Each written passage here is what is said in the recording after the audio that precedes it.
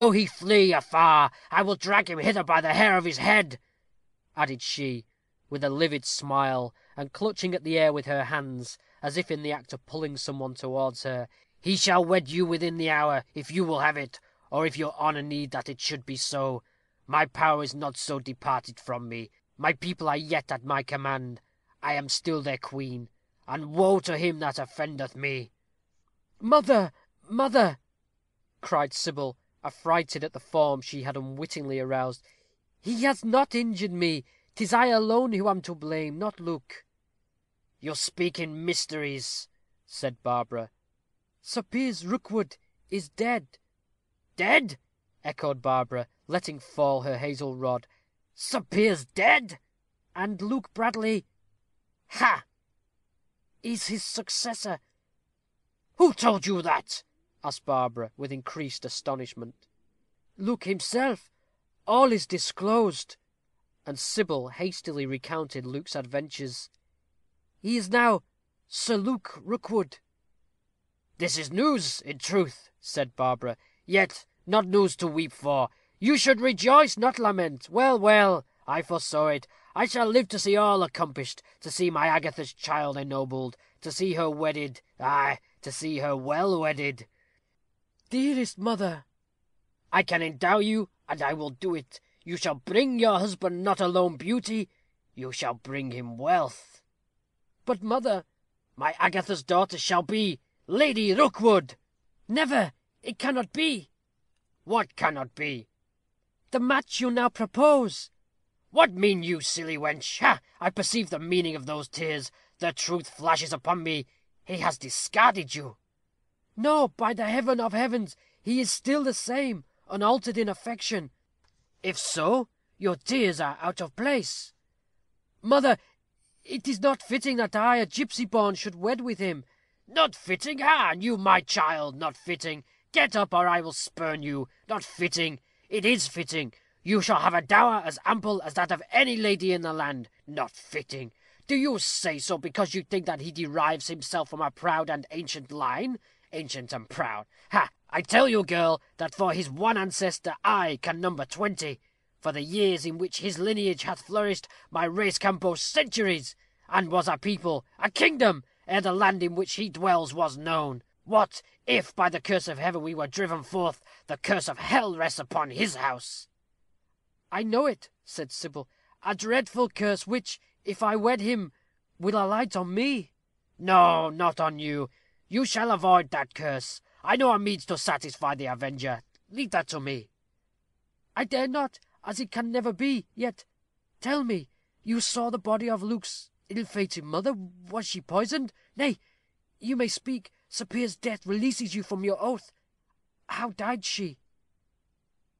"By strangulation," said the old gipsy, raising her palsied hand to her throat.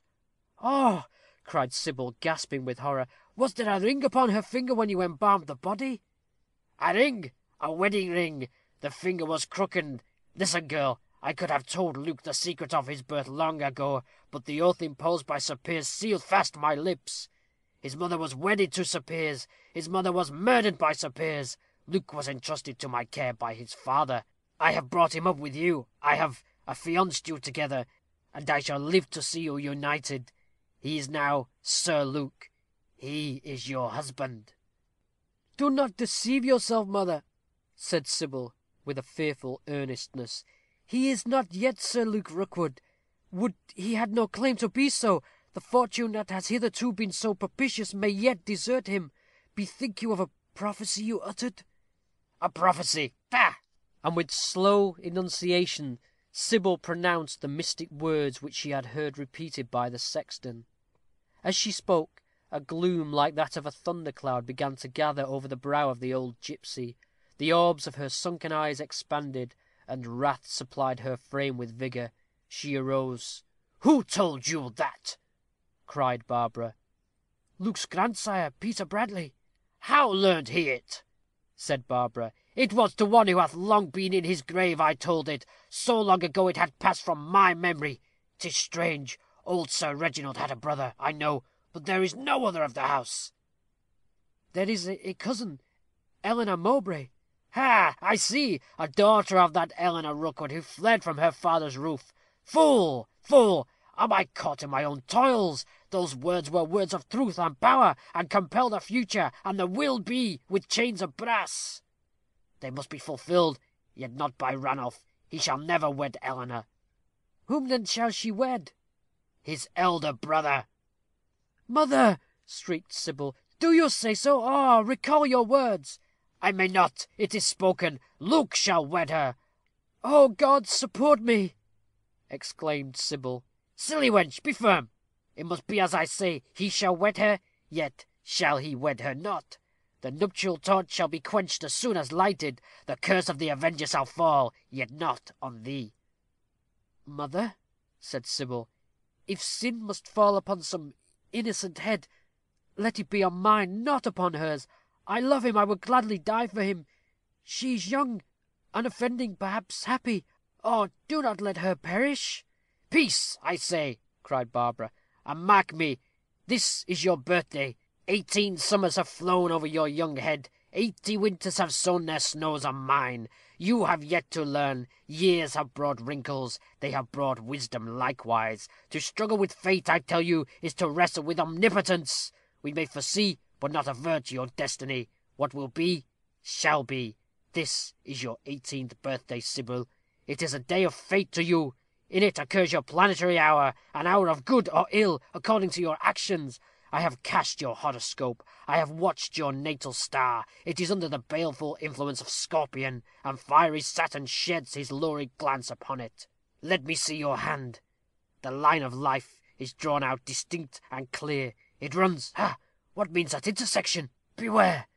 Beware, my Sybil. Act as I tell you, and you are safe. I will make another trial by the crystal bowl. Attend.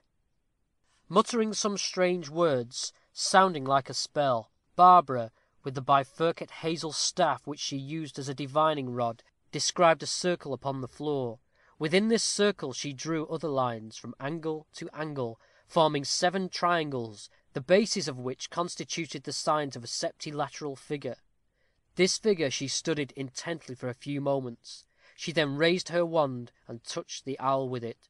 The bird unfolded its wings and arose in flight, then slowly circled round the pendulous globe. Each time it drew nearer, until at length it touched the glassy bowl with its flapping pinions. Enough!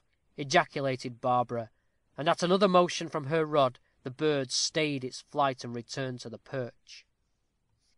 Barbara arose. She struck the globe with her staff. The pure lymph became instantly tinged with crimson, as if blood had been commingled with it. The little serpent could be seen within, coiled up and knotted as in the struggles of death. Again I say, beware! ejaculated Barbara solemnly. This is ominous of ill. Sybil had sunk from faintness on the pallet. A knock was heard at the door. Who is without? cried Barbara. "'Tis I, Balthazar," replied a voice. "Thou mayest enter," answered Barbara, and an old man with a long beard, white as snow, reaching to his girdle, and a costume which might be said to resemble the raiment of a Jewish high priest, made his appearance. This venerable personage was no other than the patrico, or hierophant of the canting crew. "I come to tell you that there are strangers, ladies, within the priory," said the patrico gravely. "I have searched for you in vain," continued he, addressing Sybil. "The younger of them seems to need your assistance." "Whence come they?"